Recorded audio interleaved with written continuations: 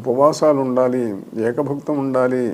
వాటిల్లో ఇందాక మీరు ఒక మాట అన్నారు, భక్తి సాధన. ఈ రెండిట్లో భక్తి ఉంటే తొందరగా వస్తుంది, లేకపోతే కాస్త కష్టపడాలి, తపస్సు చేయాలి. తపస్సు అంటే ఏమిటి? ఏదో నడుములోతు నీళ్లలో నిల్చోవటం, గొంతులోతు నీళ్లలో నిల్చోవటం, ఎండలో నిల్చోవటం, వానలో నిల్చోవటం, ఇట్లా శీత వాతాతపములకు ఓర్చి శరీరాన్ని సహించుకుంటూ స్వామి నీ కోసం ఎంత కష్టపడుతున్నానో చూడు అని అంటే వీడి దగ్గర మహాభక్తుడు కాకపోయినా అయ్యో నా కోసం ఇంత కష్టపడుతున్నాడు అని కొంచెం అనుగ్రహం వస్తారు.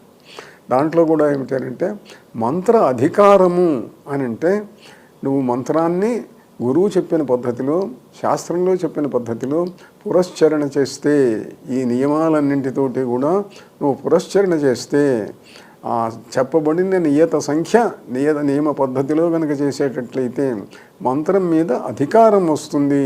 అధికారం రావటం అంటే ఆ మంత్రాన్ని నువ్వు కానీ నీవు